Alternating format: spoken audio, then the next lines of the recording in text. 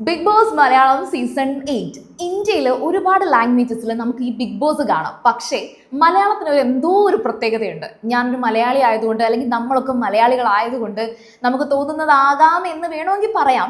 അത് ഒരു പ്രത്യേകത എന്ന് വെച്ചാൽ ലാലേട്ടൻ തന്നെയാണ്. ലാലേട്ടൻ്റെ ആ ഒരു സൂപ്പർ ഗ്ലാമർ ആസ് യൂഷ്വൽ അടിപൊളിയായിട്ടാണ് ഈ ബിഗ് ബോസിലേക്ക് വരുന്നത്. ബാക്കിയൊക്കെ കഥാപാത്രങ്ങളായിരിക്കാം. പക്ഷേ ബിഗ് ബോസിൽ വരുമ്പോഴത്തേക്കും നമ്മൾ ആ ഒരു റിയൽ മോഹൻലാലിനെയാണ് കാണുന്നത്. ശ്രീ മോഹൻലാൽ എന്നങ്ങോട്ട് ബിഗ് ബോസ് വിളിക്കുന്നതും എല്ലാം കൂടെ ആയിട്ട്. മേ ബി മറ്റ് ലാംഗ്വേജിലുള്ളവരും അവിടെയുള്ള ഓഡിയൻസ് മോഹൻലാലിനെ പോലെ മറ്റ് ആങ്കേഴ്സിനെ ഇതേ കണക്ക് തന്നെയായിരിക്കും പറയുന്നത്, വർണ്ണിക്കുന്നത്.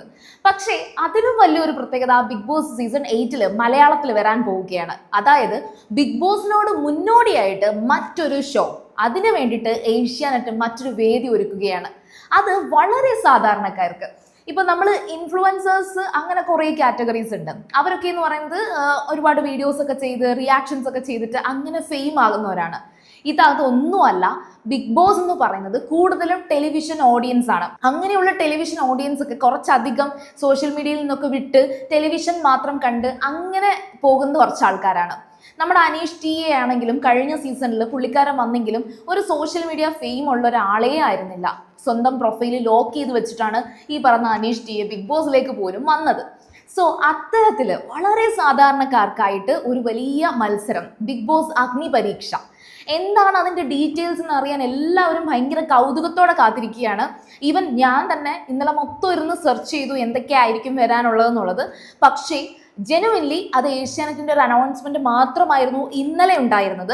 എന്താണ് ഇനി അടുത്ത ഈ ഒരു ബിഗ് ബോസ് അഗ്നി പരീക്ഷ എന്നുള്ളത് വരും ദിവസങ്ങളിൽ അടുത്തൊരു പ്രൊമോ വീഡിയോ ആയിട്ടൊക്കെ നമുക്ക് കാണാൻ സാധിക്കത്തുള്ളൂ.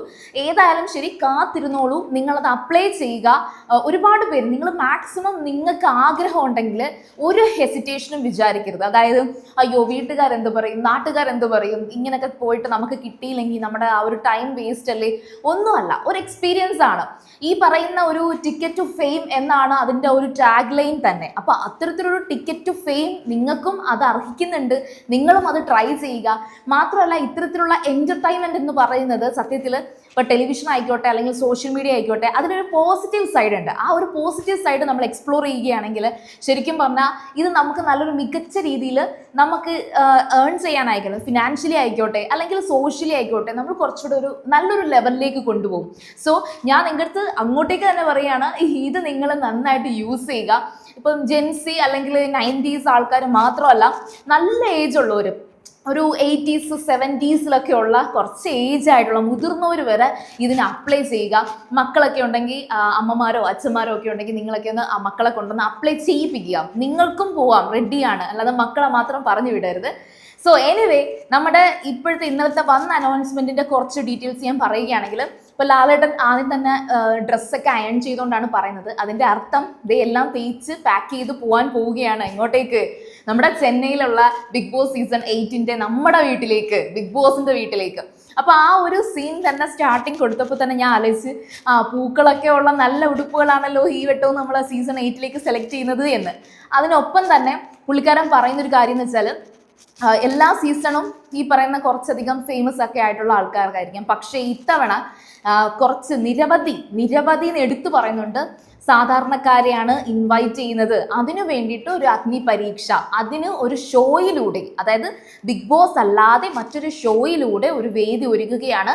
അവിടെ ആരാണോ ജയിക്കുന്നത്, അങ്ങനെ ഒരാളല്ല, അതിൽ ജയിക്കുന്ന നിരവധി ആൾക്കാർക്ക് അവസരം ലഭിക്കും എന്ന് തന്നെയാണ്.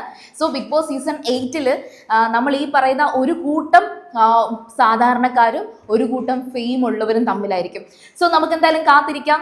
നിങ്ങളും നല്ല വെയിറ്റിംഗ് ആയിരിക്കും. ഒട്ടും പ്രതീക്ഷിക്കാതെയാണ് ഇന്നലെ പിറന്നാളായിട്ട് ലാലേട്ടൻ ഇത്തരത്തിലുള്ളൊരു ഗിഫ്റ്റ് നമുക്ക് തന്നത്. സോ ഈ ഗിഫ്റ്റ് അടിപൊളിയായിട്ടുണ്ട്. ഇനി ബാക്കി വിവരങ്ങളൊക്കെ നമുക്ക് കാത്തിരുന്ന് കാണാം. നിങ്ങൾ ആദ്യമായിട്ടാണ് ബിഗ് ബോസ് ഗ്രാൻഡ്മ കാണുന്നതെങ്കിൽ ഉറപ്പായിട്ടും ചാനൽ ഒന്ന് സബ്സ്ക്രൈബ് ചെയ്തിട്ട് കാണുക. ബാക്കി വിവരങ്ങളുമായിട്ട് ഞാൻ വേഗം വരാം. ബൈ.